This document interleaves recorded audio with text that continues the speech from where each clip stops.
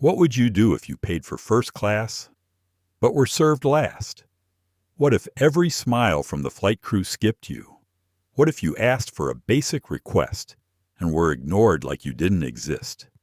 Now imagine this happened 35,000 feet in the sky, and you stayed silent, not because you were weak, but because you were watching, waiting, listening. Dr.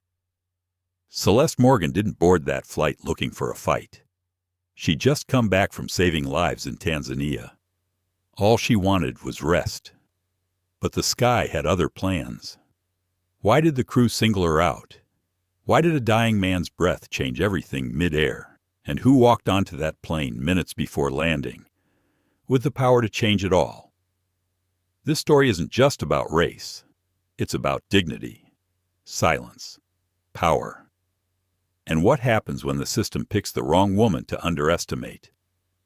If you're ready for a story that will move you, challenge you, and make you look twice at justice in the skies. Like, share, and subscribe, and let's begin. The scent of citrus blossom and cedarwood hung in the air as Dr.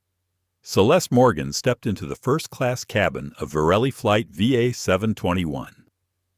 The aroma was signature to Varelli Air's Polaris Suite experience, engineered luxury meant to soothe and impress. But to Celeste, it was just another reminder that she wasn't home yet. She shifted the strap of her soft leather carry-on and offered a tired but polite smile to the uniformed attendant waiting near the bulkhead. He didn't smile back, but she was used to that. Her seat, 3A, was tucked by the window, cool-toned, plush, and angled away from the aisle. It was a small private cocoon of calm, something she'd paid over $9,000 for with her own money. Not that anyone ever guessed she had the means, or the right. Celeste eased into the seat, setting her carry-on beneath the ottoman. She rolled her ankles, still sore from 12 long days working at a mobile surgical camp in Tanzania, emergency surgeries on children, late-night stitching trauma wounds, days without air conditioning. She hadn't come home for praise. She wanted a real meal. 7 hours of uninterrupted flight, maybe a nap, and above all, no one asking for her credentials. Just once. She pulled the soft cashmere blanket over her legs and tucked her travel scarf under her chin. Her hair was tied back in a low, neat bun. Her clothes were quiet but refined tailored gray trousers, a white crepe blouse, and a soft navy cardigan. Everything about her said professional, grounded, private. Across the aisle, a couple was already sipping champagne, laughing softly. Another man in 1B barked into a phone about mergers. No one looked at her. She liked that. Until Clarice Donnelly walked in. Clarice was the kind of flight attendant who carried her seniority like a crown. Her blonde bob was cut sharp. Her lips were lined in coral. She walked through the cabin with the posture of someone inspecting her kingdom. She stopped at row 1, addressing the businessman by name, offered him champagne and a warm towel with a crisp "Mr. Bentham, welcome aboard." She glided down the aisle, the practiced smile returning for each passenger until she reached Celeste. The smile didn't fade. It vanished. "Boarding pass, please," Clarice said, in a voice that was pleasant but firm, too firm. Celeste blinked. "Sure," she replied, opening her phone. "Seat 3A." Clarice peered at the screen, leaning in more than necessary, squinting as if the digital image might be counterfeit. Her eyes narrowed slightly, just a flicker, but Celeste caught it. She always did. There it was, the question unspoken but loud. "How did you afford this seat?" Well, Clarice straightened. She didn't say welcome aboard, didn't offer a towel, and she most certainly didn't offer champagne. Celeste watched her walk away, turning back into the woman with perfect posture and a radiant smile. The champagne returned for row 4. The warm greetings resumed. Celeste let out a quiet exhale. It wasn't new, but it still hurt. She reached for her notebook, a gift from one of the nurses in Arusha, covered in worn canvas and handwritten phrases of encouragement. "Stay steady. You are enough." She opened to a fresh page. Flight VA 721. First class boarding. Attendant Clarice Donnelly. Boarding pass requested only from me. No welcome. She paused, pen hovering. Maybe I'm being sensitive, she thought. Maybe she's just tired. Maybe I'm tired. Still, she wrote it down. Not out of paranoia, but out of a lifetime of patterns. A few minutes later, another attendant approached. She was younger, Vietnamese-American, with a name tag that read Isla.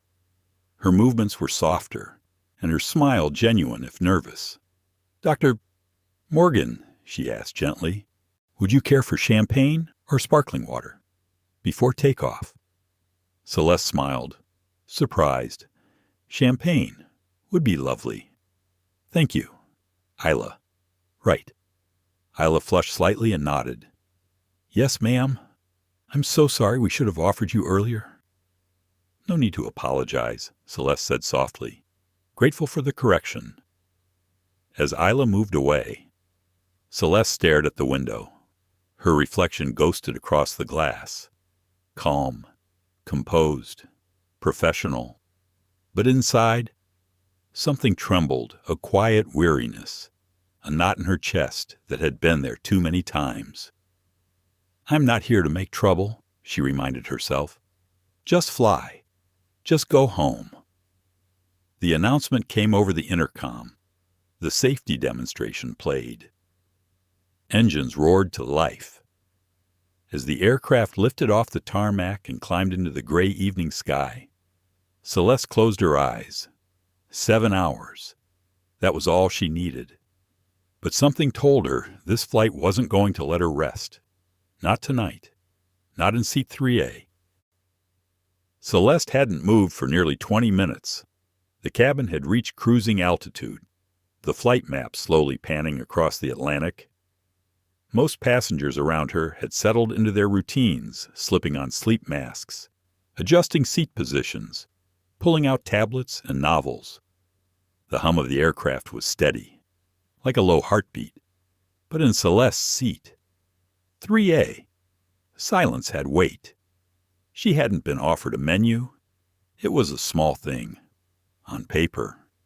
But here, in this world of curated luxury and first-class hospitality, it was deafening. Everyone around her had received one tucked into soft leather folders, with embossed covers and curated chef bios. She saw the couple in 2C and 2D giggle over the wine list. She saw the man in 1B snap a photo of his with his phone and send it off, probably to a client or colleague, captioned with some self-satisfied remark. But at 3A, nothing. Celeste reached up and pressed the call button. She hesitated, then pressed it again. Once more, to be sure. The small amber light glowed softly above her head, and she waited. 3 minutes, then 5. Clarice walked by twice, once to collect glasses, once again with a folded blanket, both times. She looked directly at Celeste and walked past. Celeste folded her hands in her lap. Her pulse was steady, but her breath had shortened. Her calm wasn't shaken, but it was being tested. When the 6th minute passed, Isla approached from the back galley, her eyes flicking toward the lit call button. "I'm so sorry. Dr. Morgan," she whispered, kneeling slightly at her side, her voice low enough not to draw attention. "Clarice said she would handle your row. I assumed she'd brought you the menu." "She didn't." "No," Celeste said quietly. "She didn't." Isla's mouth opened as if to apologize, then closed again. She glanced toward the front of the cabin, where Clarice was now speaking cheerfully to a woman in 1A. "I'll be right back," Isla said quickly, then returned moments later with a menu, crisp and elegant, resting it gently in front of Celeste. "Thank you," Celeste said. "I'm really sorry," Isla murmured. Celeste met her eyes. There was sincerity in Isla's gaze, and something else too. Hesitation, fear, the awareness of the invisible line between them and the one they were both walking. "It's not your fault," Celeste said, then turned to the menu. The options were impressive. Grilled lamb with rosemary fig reduction, wild mushroom risotto with truffle oil, roasted Cornish hen with thyme glaze. She selected the lamb without hesitation. A glass of the Malbec pairing would go nicely, she thought. Comfort food in altitude. 15 minutes later, Clarice returned to take orders. She began at 1A, slowly moving her way down. At every seat, her tone was warm, conversational. "And would you prefer the lamb or the hen?" "Mr. Ward risotto." "A fine choice, ma'am." She offered suggestions, smiled, took notes with a graceful flick of her pen. When she reached 3A, the air changed. "I'll go with the lamb." "Please," Celeste said. Clarice didn't write anything down. Instead, she replied, "Actually, I'll be putting you down for the risotto. The lamb is in high demand, and I need to ensure there's enough." Celeste blinked. "I understand, but I'd like to request the lamb," she said evenly. Clarice's expression didn't change. "As I said, it's very popular. We're limited. Then please mark me down for the lamb. If it's not available, I'll take the hen. But my preference is the lamb." Clarice paused. Her mouth curled in a brief, tight smile that didn't reach her eyes. Then, slowly, she scribbled something onto her pad. "Very well." She turned and moved on. Celeste sat still for a moment. Then she turned to her notebook again. "Meal order taken." Clarice stated lamb, very popular. Suggested risotto instead. Refused initial request. Relented after second request. She closed the notebook with care. From the row behind her, she heard a voicemail. Friendly confirming an order for lamb. The tone was casual. No resistance. No questions. The knot in Celeste's chest returned. This wasn't about food. It wasn't even about service. It was about control. Clarice was drawing a line in the air and Celeste was meant to stay behind it. By the time the meal cart returned 40 minutes later, the cabin lights had dimmed to a soft amber. Silverware clinked. Trays were distributed with precision. Clarice served the couple in 2C and 2D their lamb, garnished with microgreens and plated on porcelain. She reached 3A last. With a gentle flourish, she set down a plate in front of Celeste. Not lamb, not hen, but risotto creamy, pale, untouched by request. "We ran out of lamb," Clarice said, her voice low and laced with sugar. "This is an excellent option. Enjoy." She didn't wait for a reply. She walked away. Celeste stared at the plate. Her face was blank, but her breath had stopped for a moment. She looked up just in time to see Isla placing a lamb dish on the tray table of a man in 4B well after her own order had been taken. Her hands tightened in her lap. She looked at the risotto, then at her notebook. She picked up the pen. Was served risotto despite confirmed lamb order. Witnessed lamb served behind me. She considered leaving it at that. Then added, intentional, calculated. A rustle beside her made her glance up. Isla was standing there, quiet, holding a bottle of water. "I saw," she whispered, her voice trembling. "I saw her change your order after she walked away from your seat. I didn't know what to do. Celeste looked at her, the younger woman's hand shaking slightly as she set the water down. "Thank you for telling me," Celeste said. "I don't know if it's enough," Isla murmured. "It is," Celeste replied, "and it isn't. But I'm not letting this go." She pressed the call button again. The light blinked softly above her. This time, she would wait as long as it took. And when it was ignored again, she would make sure that someone else would see it. Not just the people around her, not just the crew, someone who could change more than just her meal. The risotto remained untouched. Celeste didn't even pretend to eat it. The aroma of garlic and cream should have been comforting, but it sat thick in her nostrils like a reminder. It wasn't about the food, not anymore. It was about being handled, corrected, quietly shown her place. She stared out the window, past the reflection of her own composed face, into the layered dark of the Atlantic. Below, nothing but water and time. Above, the hum of a machine carrying people across continents, some resting, some working, some pretending the world outside didn't exist. But Celeste wasn't pretending anymore. She tapped her fingers softly against the tray. Not out of impatience. It was rhythm, focus, a familiar ritual from operating rooms when tension coiled under her ribs. Back then, it meant she was preparing to make a delicate incision. Here, it meant she was steadying herself for something far messier. She could still feel Isla's words echoing in her ear. "She changed your order. I didn't know what to do." Celeste had smiled when she heard it, a small, weary smile. She hadn't been angry with the young woman. No, she knew that tone. She had once spoken it herself back in her first hospital rotation, when a senior resident questioned her about a procedure she had mastered better than him, but she still said nothing.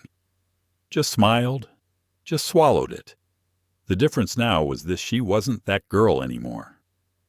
Her finger moved to the call button again. A soft chime followed. She waited. Seconds passed. Then a full minute. Clarice was in view this time, near the galley, speaking to another attendant about wine pairings. She looked directly at Celeste, saw the light above her seat, and turned away. The knot in Celeste's chest pulsed tighter. Her breathing remained calm, but her hands curled slightly, fingers digging into the arms of the seat. It was more than passive aggression now. It was an old tactic. She had seen it before. The strategy of delay, the implication that your needs were interruptions. If you waited long enough, you'd feel embarrassed to ask again. It was how people like Clarice maintained control by denying oxygen to dignity until it withered on its own. But Celeste wasn't going to wither. Not tonight. Finally, after nearly 3 minutes, Clarice approached. She walked slowly. Too slowly. Her eyes rehearsed in disinterest.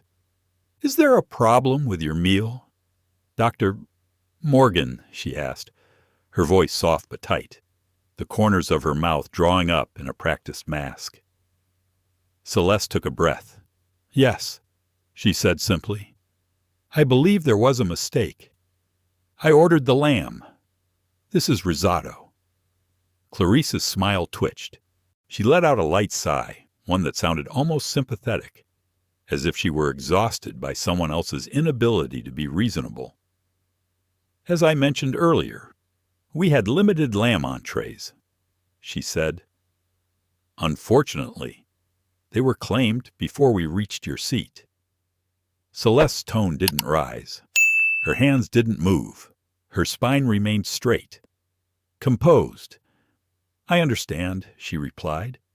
"But I was the third person in this cabin to place an order, and I've counted at least 4 servings of lamb pass through this aisle since then, including one given to the gentleman in 4B just 20 minutes ago."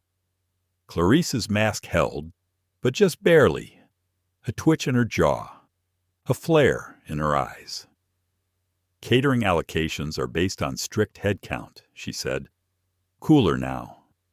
It's possible someone ahead of you had a special dietary request. We plan for these things carefully.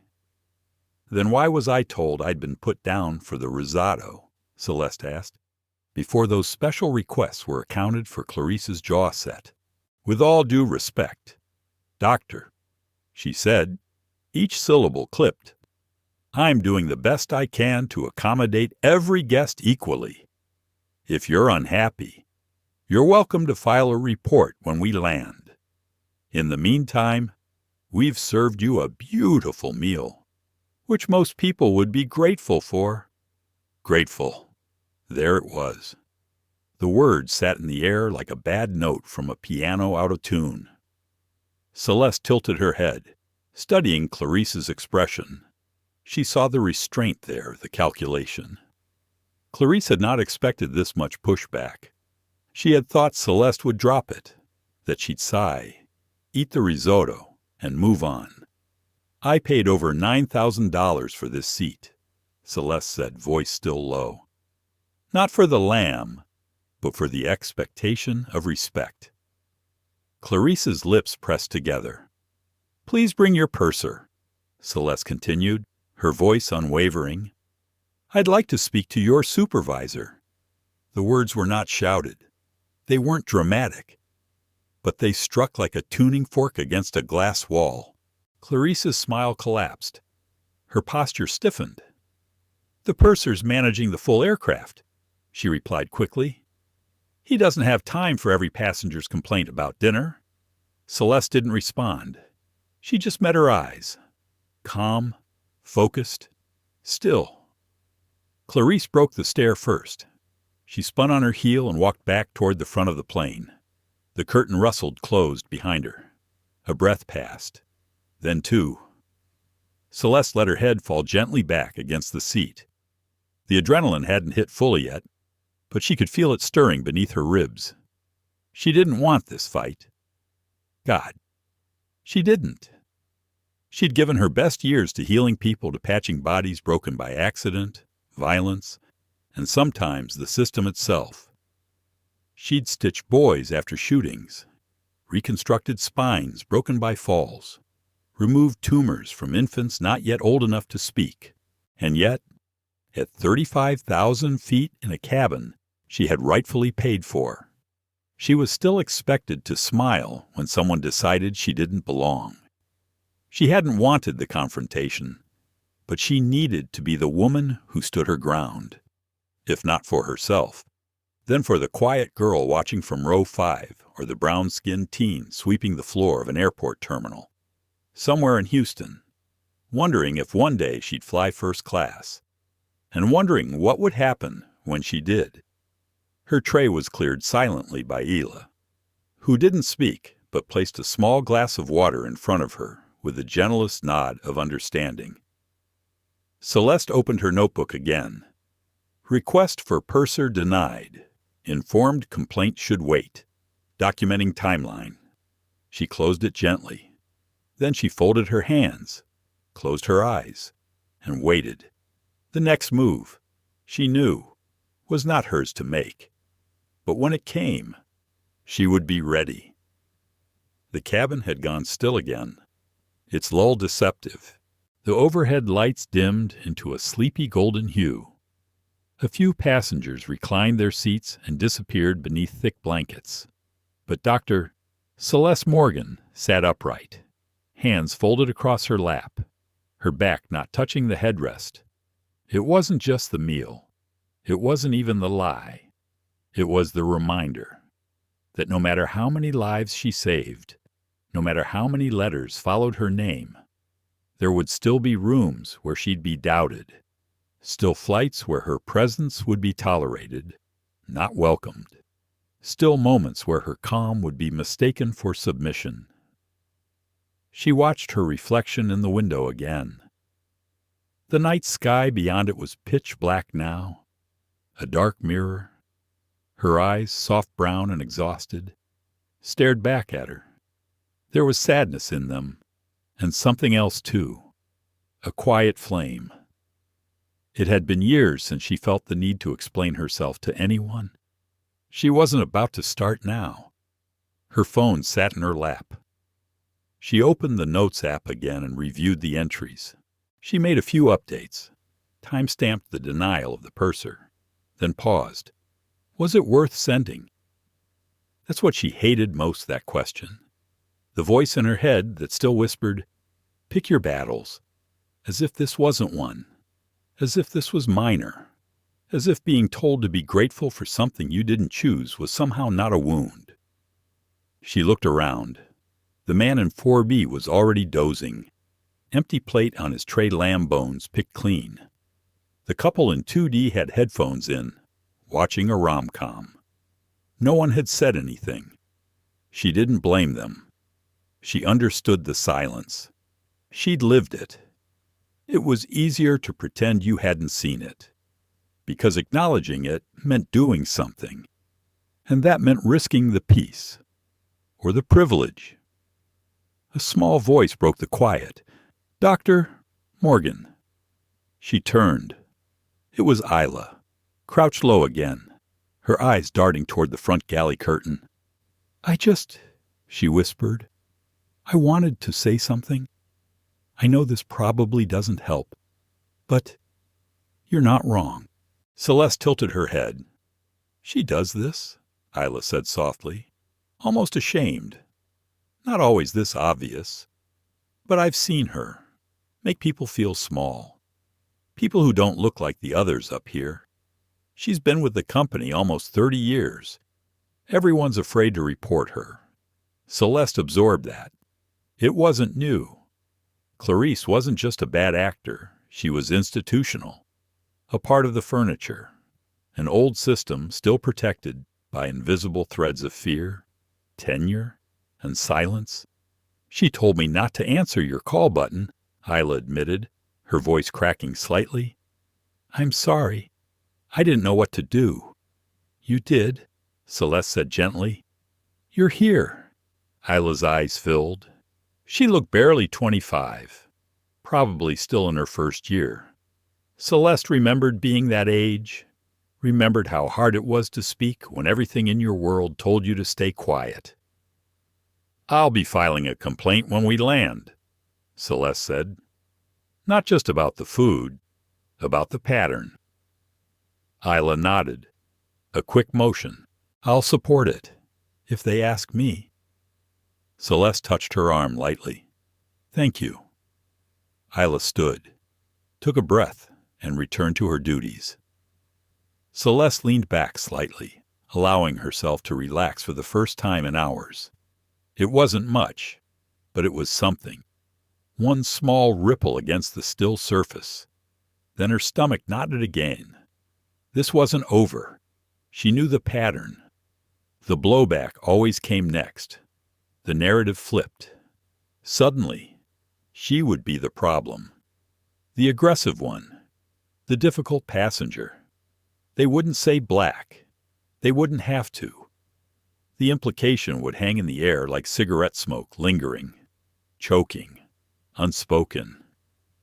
She'd been in hospital meetings where a white male surgeon had screamed at a nurse, and people excused it as stress. But when she once raised her voice to stop a code blue from spiraling, she'd been labeled emotionally reactive. That was the game. The double standard cloaked in procedure. And she was tired of it. She rested her eyes for a few minutes, hoping to calm the swell of thoughts. But her rest didn't last. A subtle commotion had begun at the front of the cabin. Voices rising, a clink of glass. Then the unmistakable sound of something falling.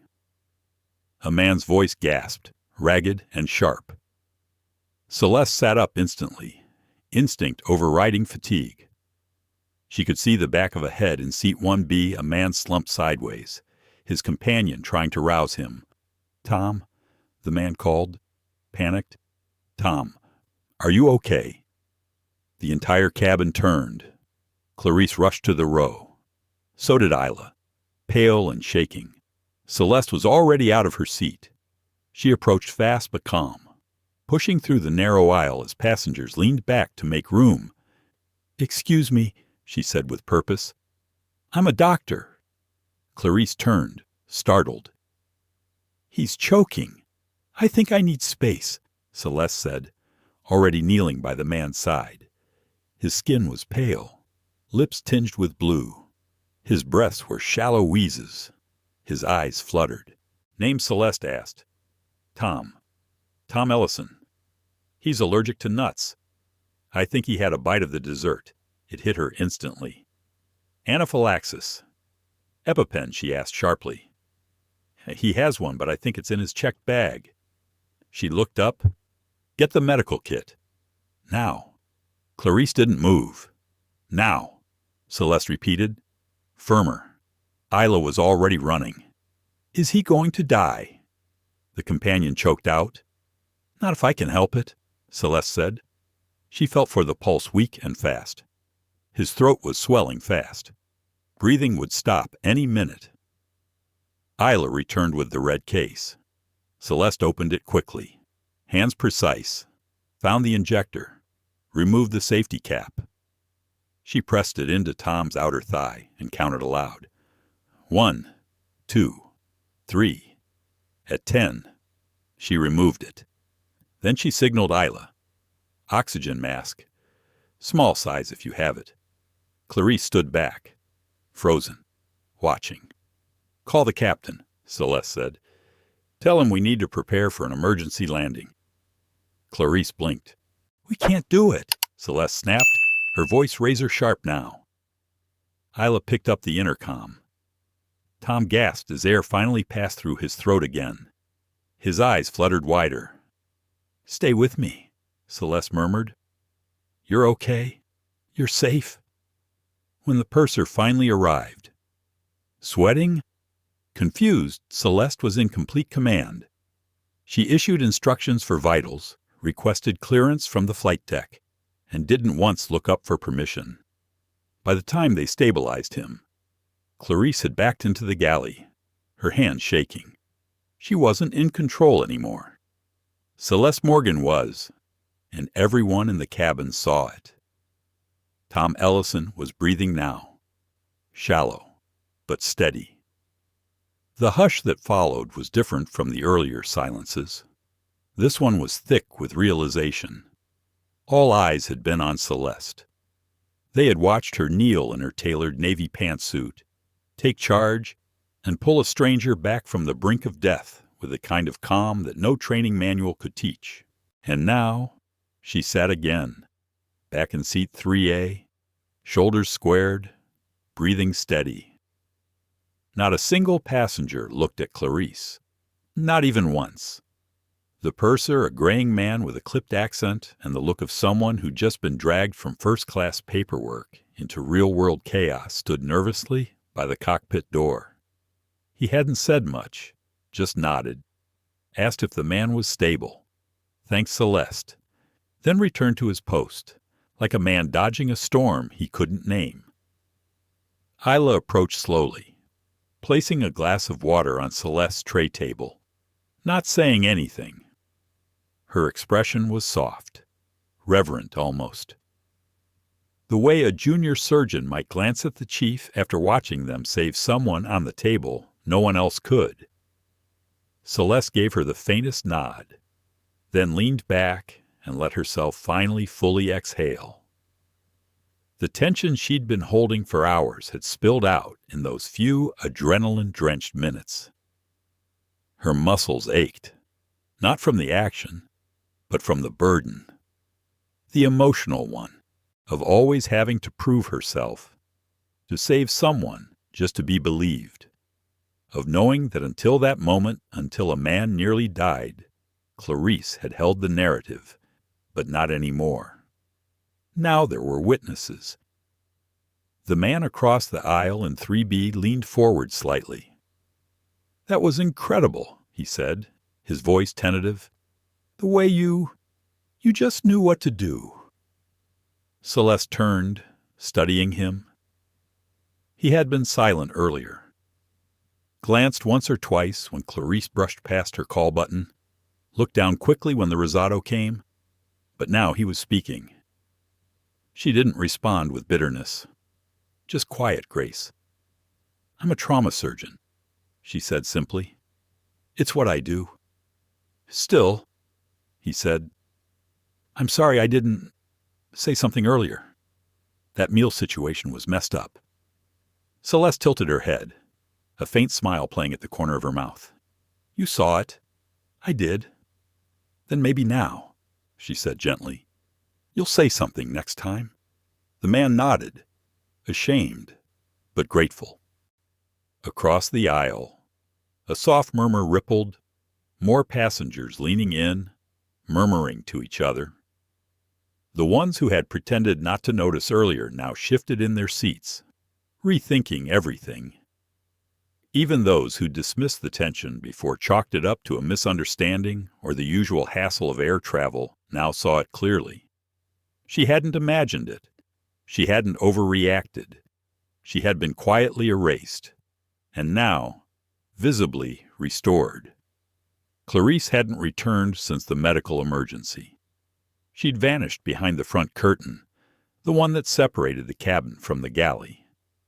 But Celeste knew the curtain wouldn't protect her for long.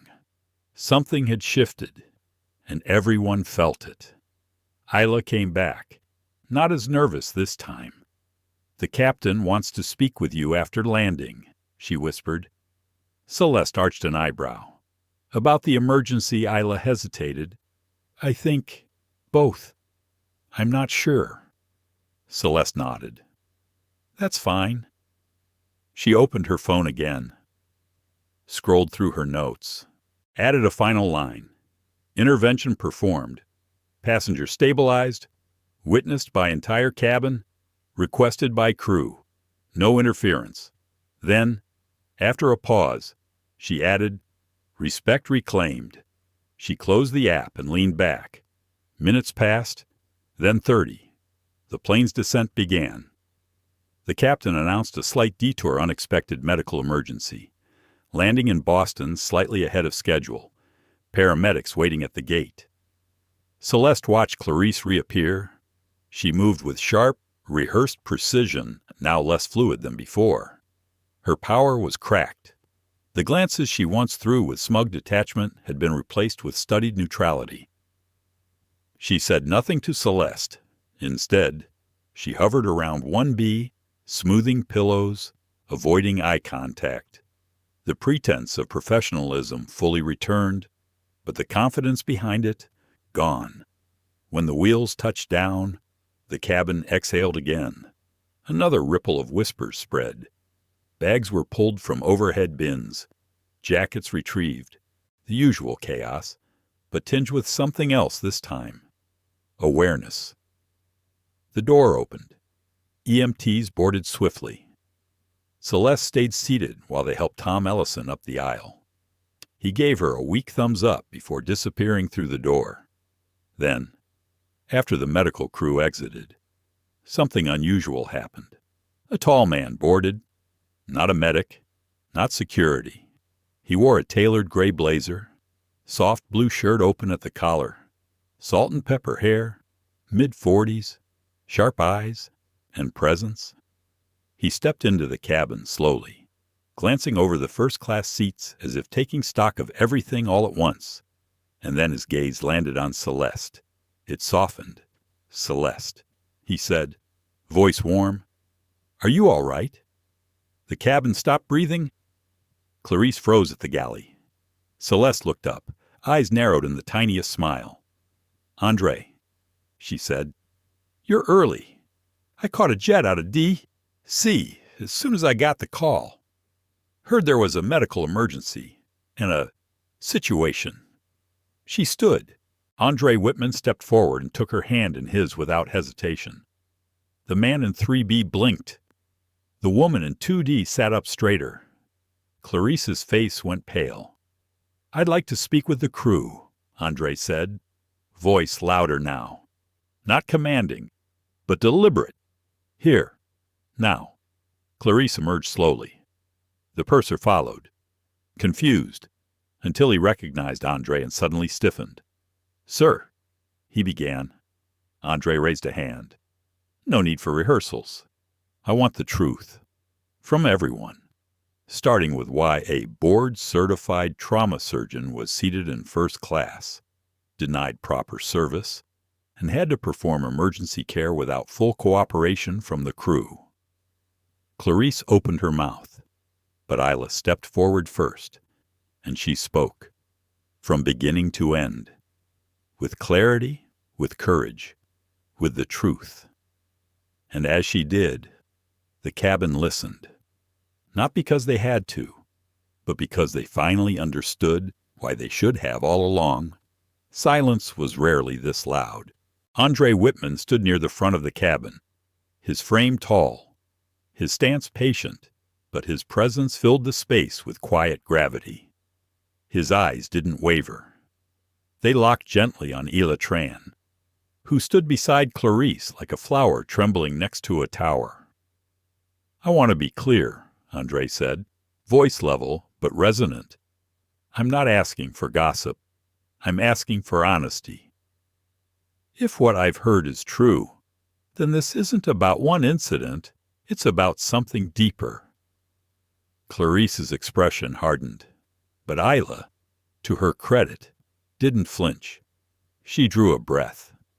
"I'm still new," she began, hands clasped tightly. "But I've worked 5 flights with Clarice. I've seen her treat passengers differently depending on who they are." "Define differently," Andre said gently. "Tone, patience, orders swapped without consent." Sometimes she just Isla hesitated. "It's subtle, but if you've lived it, it's not subtle at all."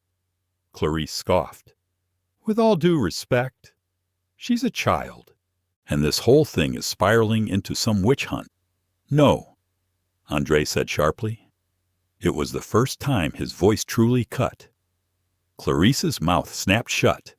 He looked back at Isla. "Continue." "She told me to ignore Dr. Morgan's call light," Isla said she'd handle it. "And she told me to change the meal order, even though it was clear from the manifest that Dr. Morgan had requested lamb." "And you complied?" he asked. "Not judging, just tracing accountability." "I did," Isla admitted, shame softening her voice. "I was scared. I didn't want to lose my job." There it was, the quiet machinery, the little levers that kept people silent while cruelty disguised itself as protocol. Celeste remained seated, her expression unreadable. She wasn't gloating. She wasn't even satisfied. Her gaze held the same calm she wore in the operating room, focused, steady, but weighted by everything she had seen. Andre turned back to Clarice.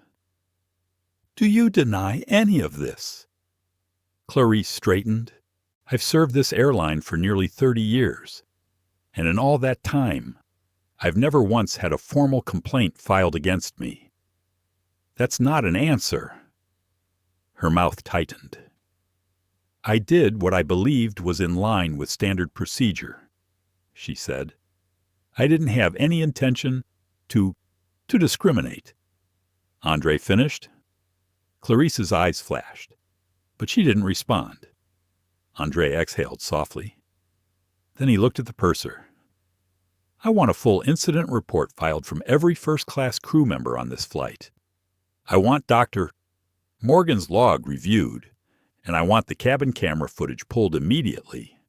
That includes audio from the forward galley and meal service review logs." The purser nodded wordlessly. Then Andre turned to the rest of the cabin. "I apologize for interrupting your flight," he said, addressing the entire front cabin. "But you all witnessed something tonight that goes beyond comfort and customer service. You saw a woman stripped of dignity and then save a man's life with more grace than any of us deserved. That woman happens to be my wife. But even if she weren't, this conversation would still be happening, because what happened here is unacceptable." Murmurs rippled through the rows. Heads nodded. Some passengers looked directly at Celeste, now not with pity, but with something else. Recognition, maybe even respect. Clarice remained rooted near the galley door, arms folded across her chest, but her armor was cracking. Every second she stood there, mute and cornered, her power ebbed further. "I'll be filing my formal response with HR," she said, her voice brittle. "Through the union." "You're entitled to that," Andre replied. "But you're also accountable to this moment. To everyone in this cabin. That includes my wife. I suggest you remember that as you consider your next step." With that, he turned away from her. Celeste stood slowly, her body heavy with fatigue. She stepped into the aisle and approached Andre, her voice low. "You didn't have to fly out," she said. He looked at her. "Yes, I did." They stood in stillness for a beat, man and woman, husband and wife, leader and survivor. The lines blurred. The connection deepened. "How long?" he asked. Celeste knew what he meant. "How long have you been swallowing it? Letting this happen?" She looked past him toward the window, into the soft blur of night and city lights beyond. "A lifetime," she said quietly. "But tonight, it felt like too much." Andre reached for her hand, took it gently. "Then let's make sure it ends here." They remained standing as the rest of the cabin stirred back into motion. Bags retrieved, conversations restarted, the spell broken but not forgotten. Clarice moved toward the exit, her posture brittle. She didn't say a word to Celeste as she passed. Isla lingered, unsure whether to approach again. Celeste gave her a small smile. "You did the right thing." "I wasn't brave," Isla replied. "Not until it was safe." "Sometimes that's how bravery starts," Celeste said softly. "You speak when your voice shakes, and then it doesn't shake next time." The young woman blinked away sudden tears, nodded, and stepped away. Minutes later, Celeste and Andre walked down the jet bridge together. The air was sharp and cold after the cabin's stale warmth. The tarmac lights glared down like interrogators. A private car waited, engine humming. Before stepping in, Celeste paused. "You know they'll twist this," she said. Andre gave a tired smile. "They'll try, but they won't succeed." Celeste stared at the terminal window, at the Varelli Air logo glowing in blue and silver. "I don't want revenge," she murmured. "I want change." Andre squeezed her hand. "Then let's build it." And they got into the car, not as passengers, not as CEO and surgeon, but as two people who'd had enough. Of erasure, of silence, of the slow violence of being told to be grateful. Boston Logan International was buzzing by the time Celeste stepped into the terminal. She could feel it before she saw it. A few passengers from her flight stood near the gates, heads bent together in conversation, glancing at her with a mix of awe and apology. Others quietly filmed with their phones as she passed, pretending to check the time or stretch their arms. Celeste didn't acknowledge any of it.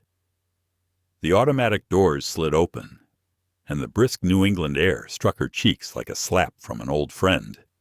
She didn't mind. Cold had always helped her think. The Blacktown car waiting at the curb was discreet, but inside, it felt like a different world.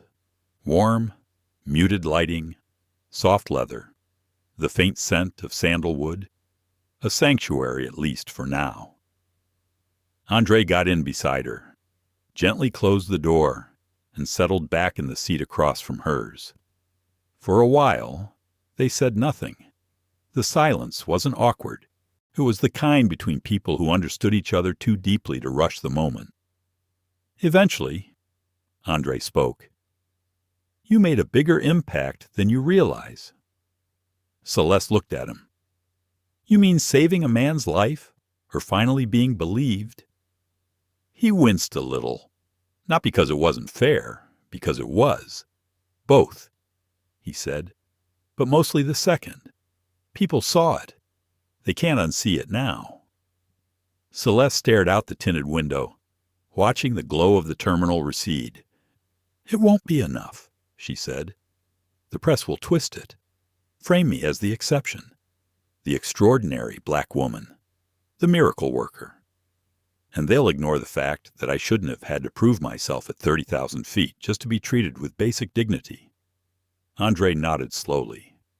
Then we won't let them. We'll steer the narrative. Together. How I've already called the comms team. He said, I've made a decision. We're not issuing a generic apology. We're issuing a full breakdown of events your version. Unedited. I'm going to stand next to it. Publicly. As CEO. As your husband. Celeste blinked. That part worried her. You realize that makes it messier. People will accuse you of favoritism, of bias. He gave a half smile. They will, but they won't be wrong. I am biased toward truth, and I've been too quiet for too long. She tilted her head. You've always led quietly, and it worked, until it didn't. His voice softened. I watched you sit in that seat while they ignored you. I saw it happening and knew. If you weren't, if you didn't have the discipline and grace you do, you'd be dismissed. Or worse, retaliated against. And I've built an airline where that was possible. She reached across the space and took his hand. You're doing something now. That matters. He nodded. Then his phone buzzed. He glanced at it. His jaw tightened. Media already got wind. Flight 721 is trending. Celeste's eyes closed for a moment. Here we go. They're calling you the doctor who saved first class. Some posts have your name. Most don't yet. That won't last. No, it won't. A pause. Are you ready? She thought about it, then said quietly, I'm tired. He nodded again. I know, but I'm not done. He squeezed her hand. They rode in silence for the rest of the drive. The next morning, the story broke wide open, not through a press release, not through an official statement, but through a cell phone video posted by a teenage girl in seat 2A. It showed everything. Celeste's calm, her diagnosis, her instructions, Clarice hovering, uncertain, and, most damning of all, her earlier refusal to respond to the call button. A clear shot of Clarice glancing at Celeste's seat and turning away. The post racked up 3 million views in 4 hours. By noon, Celeste's name was on every major news outlet. She woke to texts from colleagues, friends, and even former patients, some angry, some proud, all in disbelief. Andre was already up, pacing in the kitchen, laptop open, a cup of untouched coffee steaming beside him. You need to see this, he said. Celeste walked over, still in her robe, hair wrapped in a silk scarf. She looked tired, but not fragile. The screen showed a live broadcast from a morning news show. A pundit, wide-eyed and animated, was waving a printout of the viral post. This is about more than one woman, he said. This is about how systems protect the people who enforce them quietly. And with a smile. This doctor could have been anybody. She just happened to be brilliant, quick-thinking, and unflinchingly calm. But she shouldn't have had to be. Celeste crossed her arms. That's surprisingly accurate. Andre gave her a small grin. The tide's turning. I'm still waiting for the backlash, she said. It's already started. Comment sections are full of, we don't know the full story, and this is a media stunt. But more people are outraged, including some of our investors. Outraged at me, at Clarice, at the airline, at me. Depends on who you ask. Celeste sat down. "I didn't ask for this," she said quietly. Andre knelt beside her. "But it asked for you. This moment found you, and now we get to decide what to do with it." She looked at him, eyes soft but firm. "Then let's do it right. That afternoon." Andre held a press conference. It was simple. No grand backdrop, no flashy branding. Just a wooden podium in the Varelli Air headquarters, with a microphone and a few reporters in folding chairs. He stepped up and cleared his throat. "My name is Andre Whitman. I'm the CEO of Varelli Air. I'm also the husband of Dr. Celeste Morgan, the trauma surgeon who saved a man's life aboard Flight VA 721. What happened on that flight was a moment of heroism, but it was also a moment of failure ours." He paused. "We failed her. We failed our values. And we allowed a culture to grow where someone like Clarice Donnelly could repeatedly abuse her authority without consequence. Reporters scribbled, cameras clicked, effective immediately." He continued, "Ms. Donnelly is suspended pending a full investigation. A third-party equity audit will begin this week, and we're launching a new initiative, the Morgan Accord, to address systemic discrimination across our fleet." He stepped back, didn't take questions. Celeste watched the stream from home. She didn't cheer, she didn't smile, but she did allow herself one long, deep breath. For once, she didn't have to carry the whole truth alone. Celeste didn't leave the house for 3 days. Not because she was hiding, but because the entire world seemed to be waiting just outside her front door. There were reporters camped on the sidewalk, some respectful, others shouting questions through her hedges. There were strangers mailing handwritten letters to the hospital where she worked. The nurses had to turn away a man who tried to deliver flowers in person, calling her a hero and demanding a photo. Her phone had exploded. Offers from morning shows, news panels, even a documentary pitch. She didn't answer most of them. She wasn't sure what to say. On the 4th day, she finally stepped outside. The sun was bright, sharp against her skin. Boston was loud again, normal and messy and alive. She walked to the end of her street without her usual headphones. Just the sound of her own footsteps and the occasional voice from a neighbor calling out, "We saw the news," or "You were incredible, Dr. Morgan." She nodded, smiled politely. But inside, it was complicated, because she hadn't done any of this for applause. And the attention, no matter how well-intentioned, felt like a weight. She had saved a man's life. Yes, but she had also been humiliated before that. And somehow, the world preferred to focus on the redemption, not the injustice that demanded it. At the corner coffee shop, a teenage girl behind the counter gasped when she walked in. "Oh my God, you're her, right, Doctor?" Morgan Celeste nodded softly. "Just coffee today. Of course, of course." The girl rushed to make it, fumbling with the lid. "My mom cried when she saw your video. She's a nurse. Said you reminded her why she does what she does." That gave Celeste pause.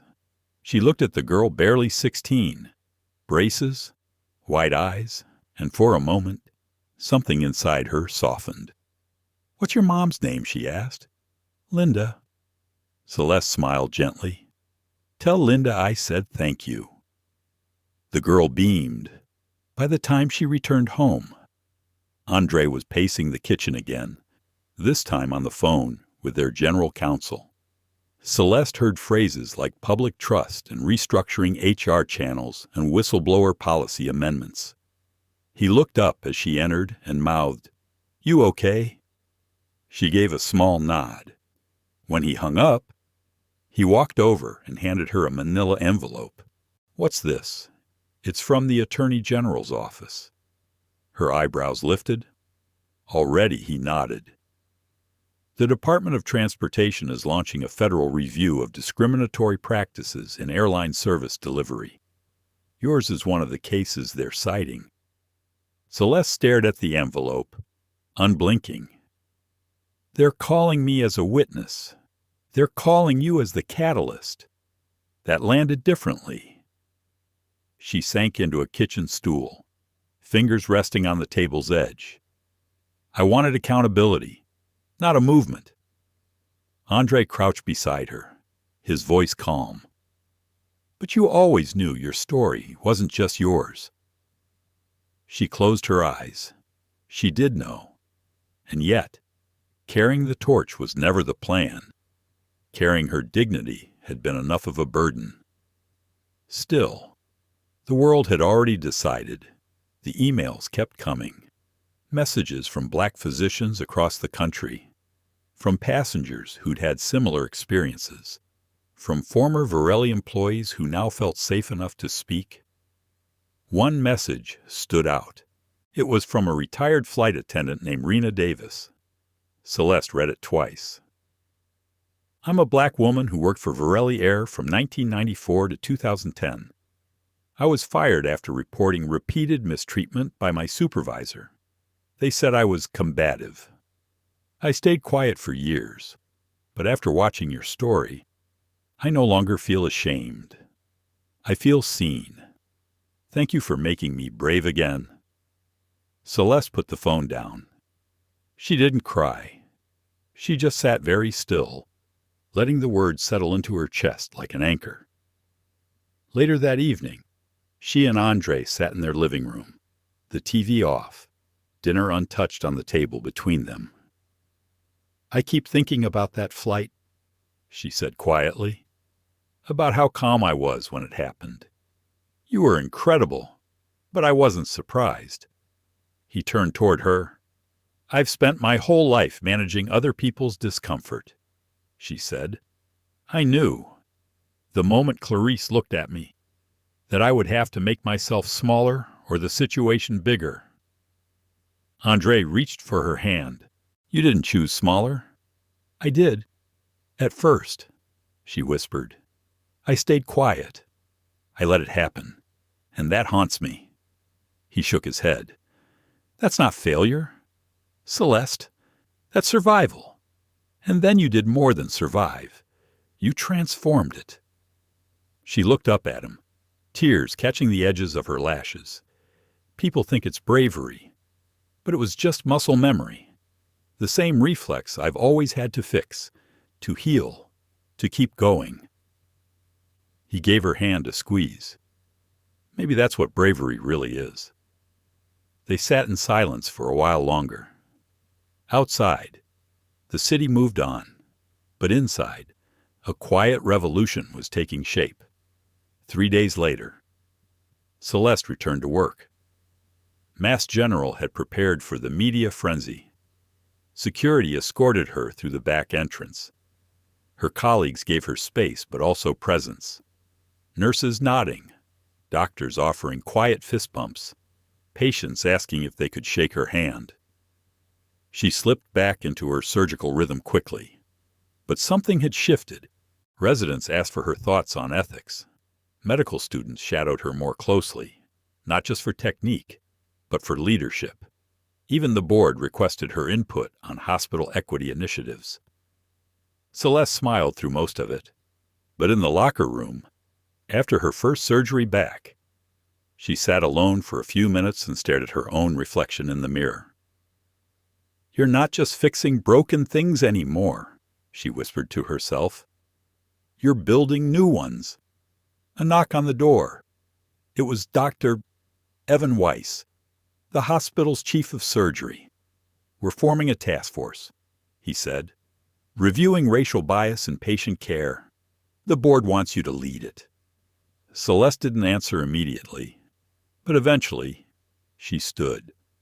All right, she said, let's start. And she followed him out, not with hesitation, but with purpose. The conference hall smelled like hotel carpet and too much air conditioning. Celeste stood behind the curtain, Waiting for her name to be called, the stage lights glowed a soft blue, and the backdrop read, Aviation Equity Forum 2025, Repairing the Sky. She didn't want to be here. Not because she wasn't ready. She was. She had written the speech herself, refused a teleprompter, declined makeup assistance, and told the moderators not to fluff her bio. But the reason she didn't want to be here was harder to admit because every time she stood in front of a microphone now, she became something she didn't ask to be. Not a surgeon, not a woman, not even a person. She became a symbol for justice, for poise under pressure, for how to behave when people try to erase you in public. And some days, she didn't feel like living up to the myth. She just felt tired. The backstage coordinator whispered, "You're on in 60 seconds. Celeste looked down at her hands. They weren't shaking. That surprised her. She had stood in operating rooms with lives in her palms. She'd held children while they slipped between this world and the next. But something about a crowd, people staring not to be saved, but to be moved, still unsettled her. Andre had offered to attend, but she'd asked him not to. He understood. This moment needed to be hers alone. The curtain lifted. A soft ripple of applause greeted her. Then a hush.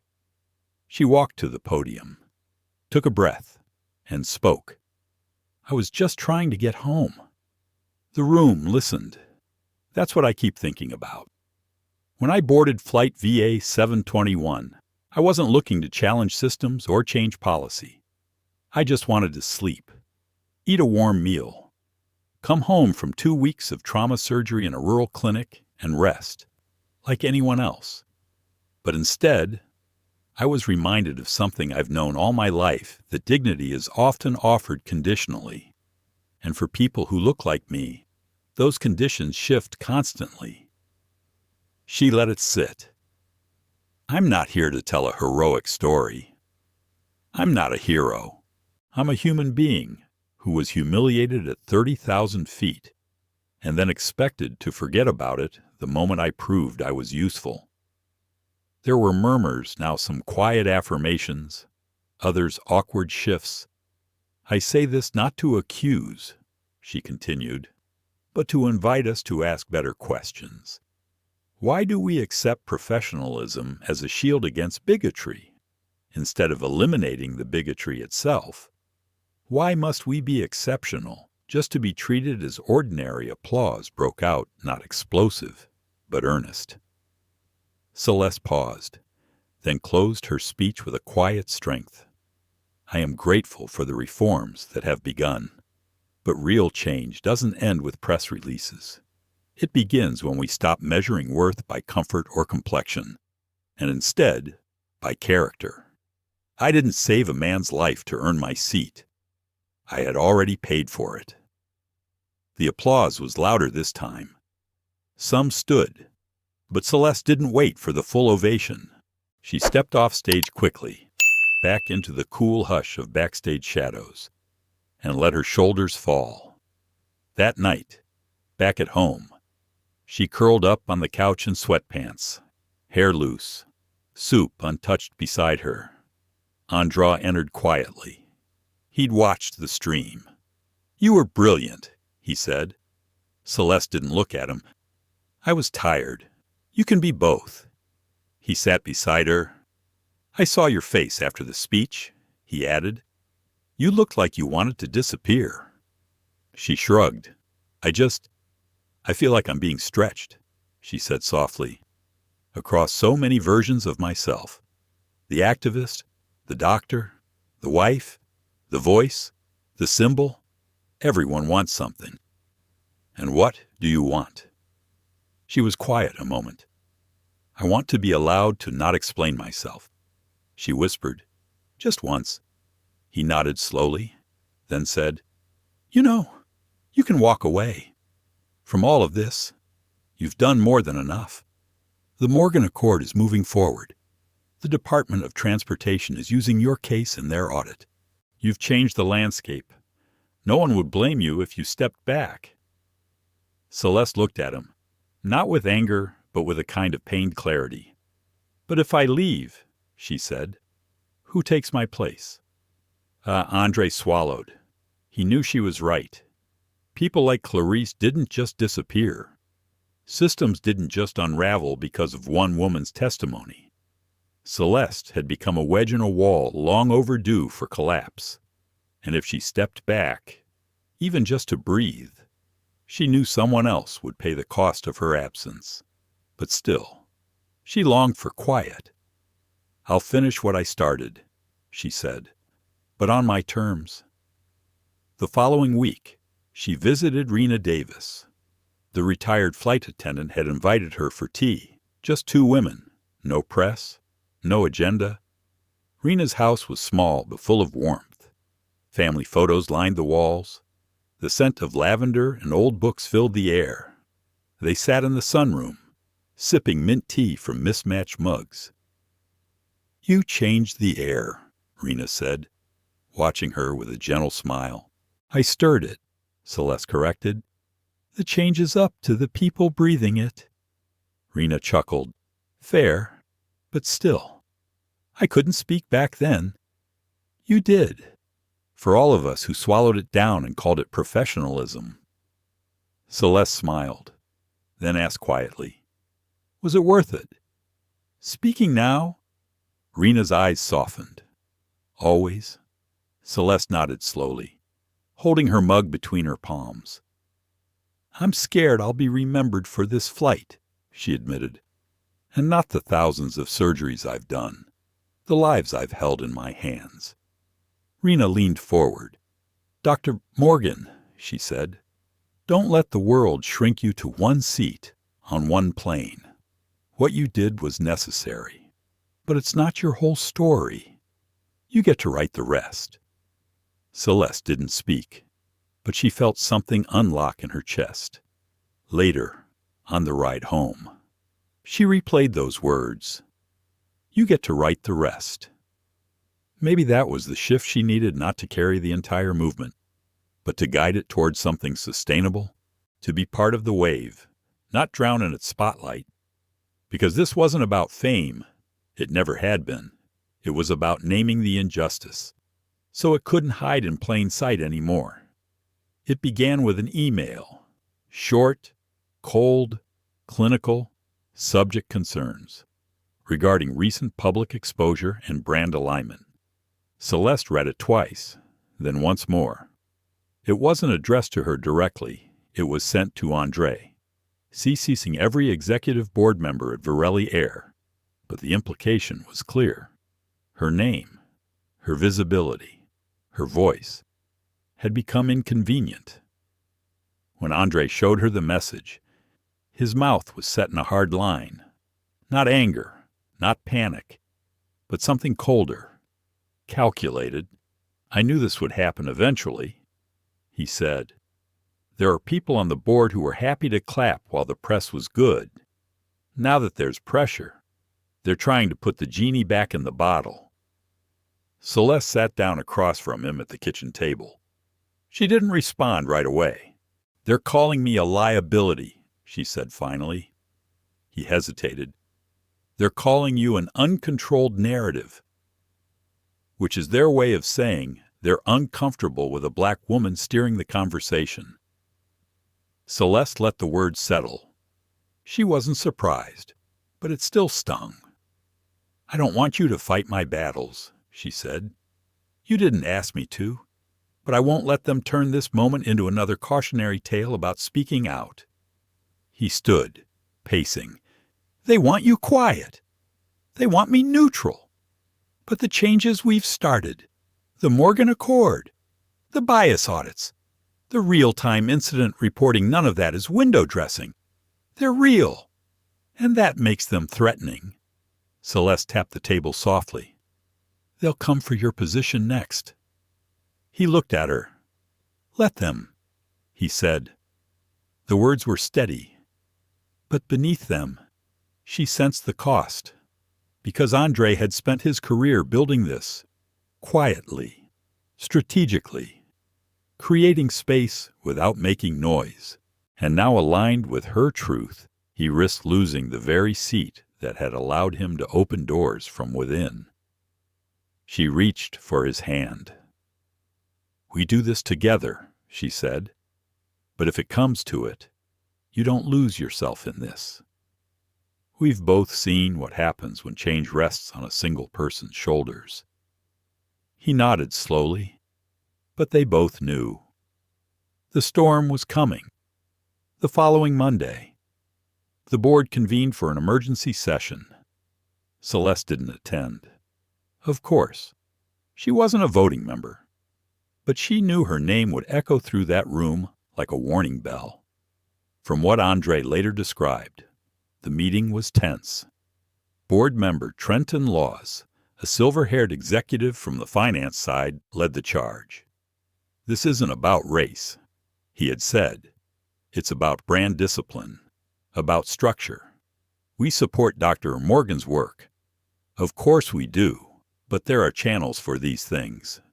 Public narratives need control, not moral chaos." Another member, Marianne Hoyle, pushed back.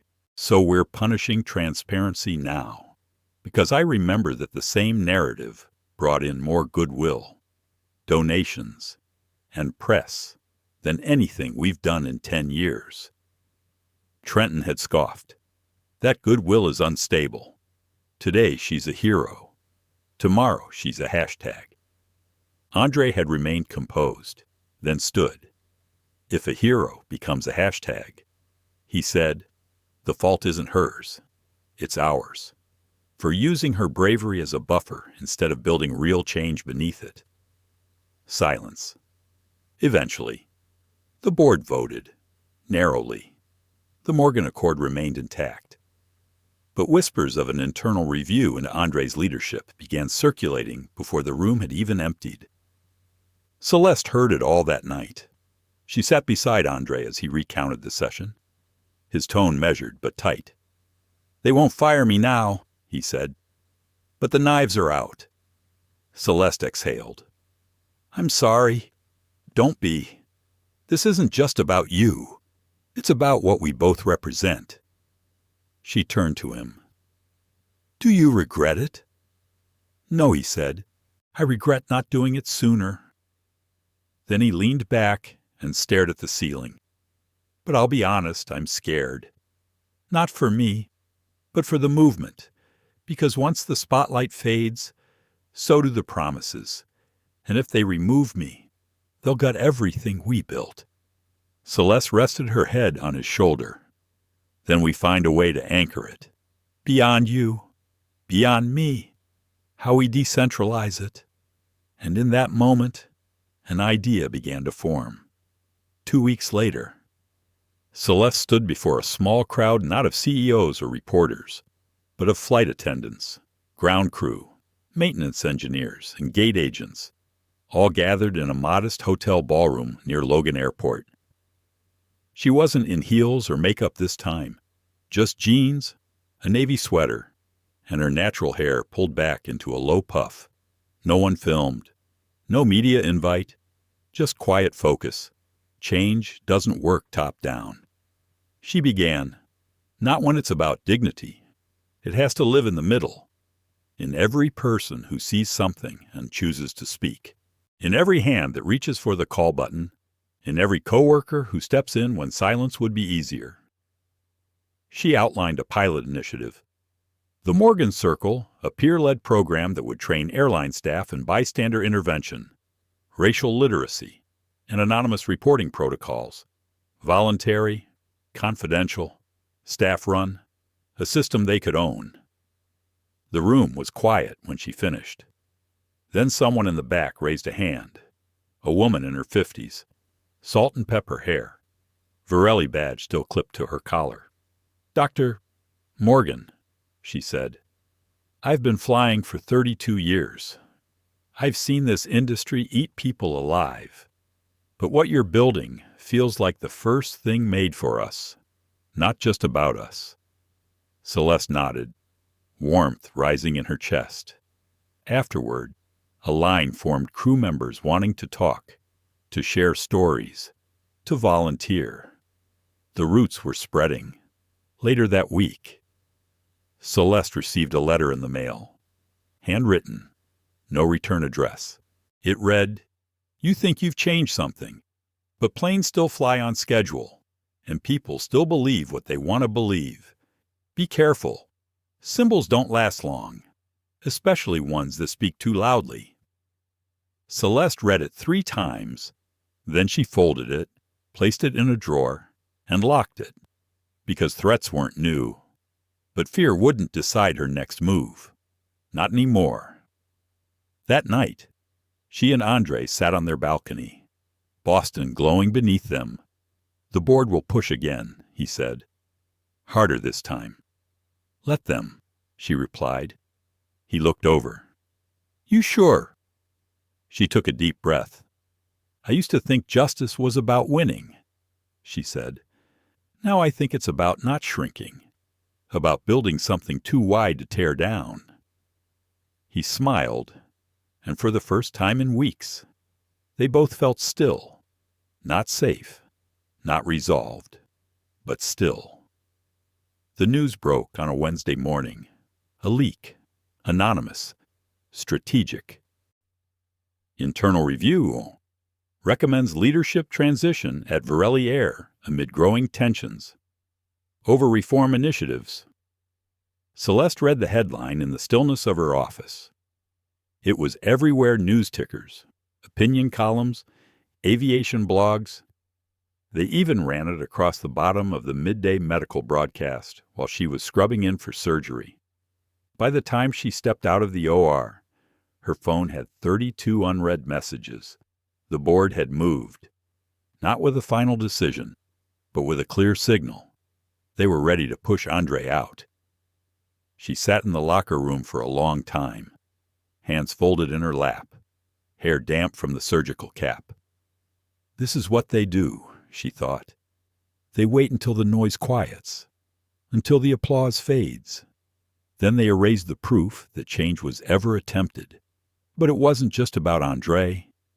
It was about the fact that progress had made the wrong people uncomfortable, that reform with teeth wasn't welcome once the cameras turned off, that her name, once a rallying cry, was now being treated like a liability. Andre came home late that night. He looked tired, but not defeated. "They're offering me a package," he said, setting his briefcase down without even removing his coat. "Golden parachute, full benefits, quiet exit." Celeste stood in the doorway. "What did you say? I told them to go to hell," he said simply. "But I also told them I'd give it a week. Not because I want to leave, but because if I don't, they'll gut the Morgan Accord and pin the collapse on me." He finally took off his coat and sat down, rubbing the bridge of his nose. "They don't just want me gone. They want my legacy sterilized." Celeste sat across from him. "I can call the press," she said. "We can expose this, make it public again, force accountability." He shook his head. "They're counting on that, on you getting loud, because then they can say you were emotional, that we were radicals, that we pushed too fast." Silence sat between them like a third presence. "And what if you go?" she asked quietly. He looked up. "Then we make sure the things we started don't die with my resignation." How he leaned forward. "We move outside the walls.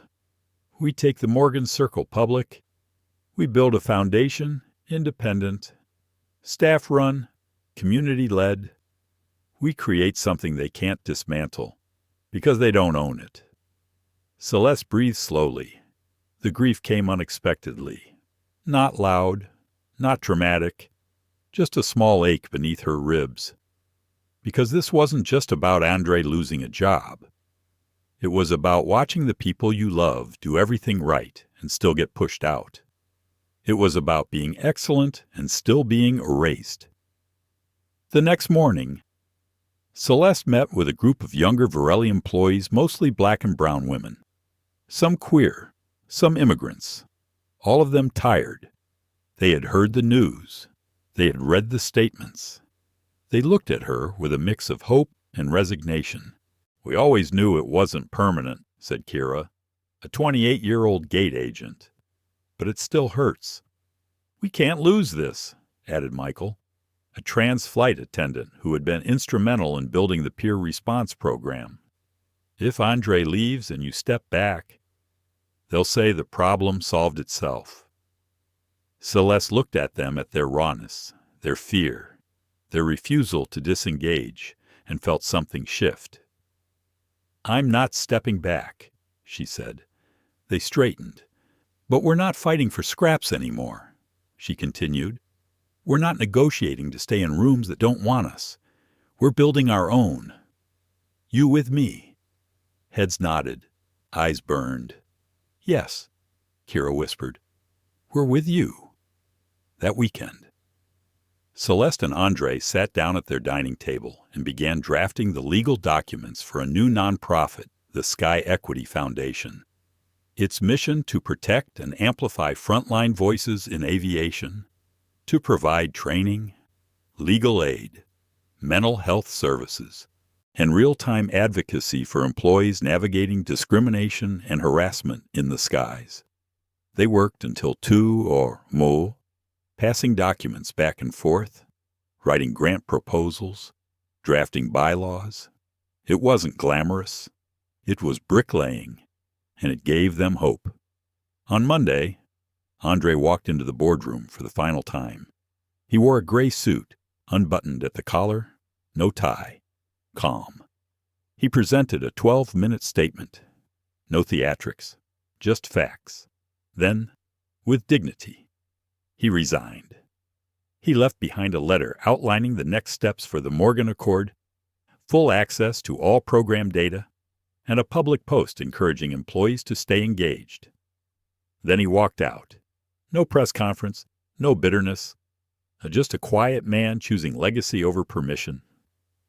Celeste waited outside headquarters, leaning against the passenger side of their car. When he approached, she smiled and opened the door. "You're officially free," she said. He laughed once, tiredly. "Feels like the start of something." They drove in silence for a while. Then she reached for his hand. "We did it," she said. "No," he replied. "We're doing it." That night, they launched the Sky Equity Foundation online. The website crashed within hours from traffic. Thousands of current and former airline workers signed up. Donations poured in. Messages flooded their inbox stories. Confessions, thank yous, desperate pleas from others navigating systems just like theirs. Celeste read until 3 a.m. She cried once, then kept reading. Because this wasn't a footnote anymore. It was the next chapter. A week later, she received an envelope in the mail. No return address, inside, a small pin, gold, shaped like a pair of wings, and a note. "You probably don't remember me. I was the trainee assigned to your section on Flight VA721. I was too scared to speak up that day. I froze. I watched Clarice humiliate you, and I said nothing. I've carried that shame ever since. But now I train others. I use your story every time. I teach them how silence protects the wrong people. I wanted you to know you made me brave." Celeste held the pin in her hand, her chest full of quiet thunder. She stood by the window, looking out over the city lights. Then she took the pin and placed it on her white coat, not as a trophy, but as a reminder of what still needed to be done and what they had already built together. 3 months passed. Winter slipped into early spring, and the streets of Boston thawed just enough for people to wear lighter coats but still complain about the wind. Celeste Morgan stood in the center of a community hall in Dorchester, watching a group of aviation employees diverse in every sense gather for the first in-person summit of the Sky Equity Foundation, No corporate sponsors, no TV crews, just people, real people, uniforms with sweat stains, lanyards, luggage tags still hanging from carry-ons. She walked among them, not above them, not ahead of them. With them, tables were set up with resources, conflict de-escalation workshops, a legal advice kiosk, and even a grief counselor on site for those who had carried the weight of silence too long. This wasn't a photo op. It was a hand reaching back to hold another. Celeste stood in the middle of it all, one hand tucked into the pocket of her linen blazer, the other gripping a coffee that had long gone cold. And for the first time in months, she felt something startling. Peace. It wasn't loud. It didn't look like applause or headlines. But it was there, rooted deep. Later that afternoon, she stepped outside to take a call. "Doctor," Morgan said, the voice on the line, soft, southern, polite in that way that meant trouble. "Yes, my name is Marla Cantwell. I'm with the Civil Aviation Oversight Bureau. I wanted to let you know that as of today, Virelli Air has officially discontinued the Morgan Accord. They're stating it was no longer aligned with long-term brand strategies." Celeste didn't respond right away.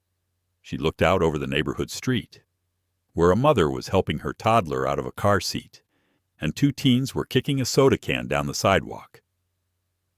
"Thank you for letting me know," she said finally. Marla hesitated. "I'm sorry." Celeste smiled softly, though no one could see it. "It's all right. It was never about the Accord. It was about the people it protected. And they're with us now." She hung up. Then she looked up at the sky, clear, still, impossibly wide, and whispered, "They can't take this from us." That evening, back home, Andre was setting the table for dinner. He had just returned from a conference in Chicago, where he spoke on corporate ethics and transition leadership. No one mentioned Virelli by name, but everyone in the room knew. He saw her expression as soon as she walked in. "They shut it down?" he asked. She nodded, slipping off her coat. "But the foundation's already eclipsed it," she said. "We've trained over 900 staff across 5 airlines, and we've got 3 new partnerships pending. They may kill the policy, but they can't kill the movement." Andre pulled her into an embrace, warm and steady. "We outgrew the cage," he whispered. "Now we fly without it." The next morning, Celeste received a letter in the mail. This time, it had a return address, Thomas Ellison, the man she had saved on Flight VA 721. It was written on heavy cardstock, in shaky handwriting. "Dear Dr. Morgan, I'm not sure how to say thank you without it sounding small. You saved my life. That alone would have been enough. But what stayed with me is what happened after. I watched the footage, I read the coverage, and I saw what you endured, not just from a faulty meal service, but from a system built to pretend people like you are invisible unless you're saving someone. I've spent 40 years in executive boardrooms, and I'm ashamed to admit I never once questioned the things you've made me see. I'd like to donate $1 million to the Sky Equity Foundation. Quietly. Without strings. Just one man trying to do better. With deepest gratitude."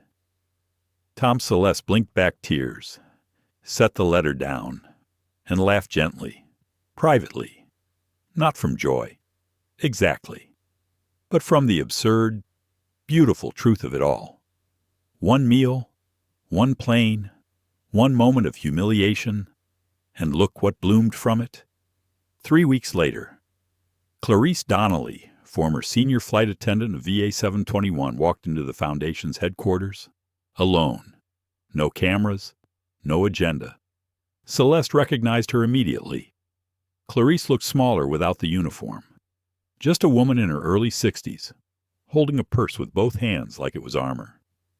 "May I speak with you?" she asked. Celeste nodded, led her into a side room, closed the door. There was a long silence. Then Clarice said, "I've watched every interview you've done, read every article, and I've hated you for all of it." Celeste didn't flinch. "But not because you lied," Clarice added. "Because you told the truth, and because that truth cost me everything." Another pause. Clarice's voice cracked. "I was raised to think order mattered more than empathy. That control kept things safe. That tradition was fairness. And I clung to that even when it turned ugly, even when it made me cruel." Celeste finally spoke. "You were cruel."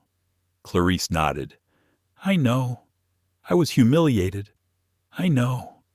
And yet I still did what I was trained to do because your life mattered to me more than my pride." Clarice's lips trembled. She sat down. Slowly. "I'm not asking for redemption," she whispered. "I just wanted to see it, to see you, to understand what I failed to carry." Celeste looked at her, long and steady, then said, "Understanding is a beginning, not an end." They didn't hug. There was no forgiveness offered, no bow-tied reconciliation, but something settled between them, a truth, undeniable, undeletable. On the anniversary of Flight VA 721, Celeste was invited to speak at the newly renamed Andre Whitman Institute for Ethical Aviation Leadership at Howard University. She wore a white blouse and gray slacks, simple earrings, and no makeup. Her hair natural. Full, regal was her crown.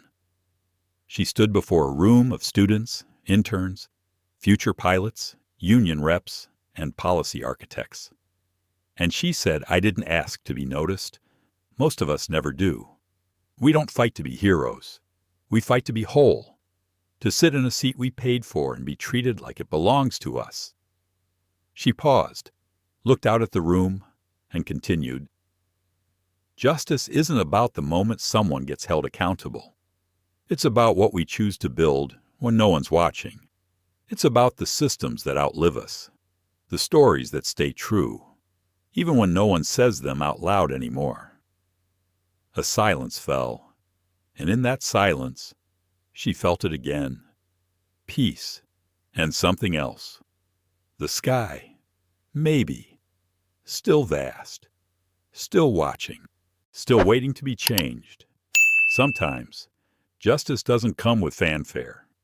Sometimes, it walks quietly down the aisle of a plane and chooses grace over revenge.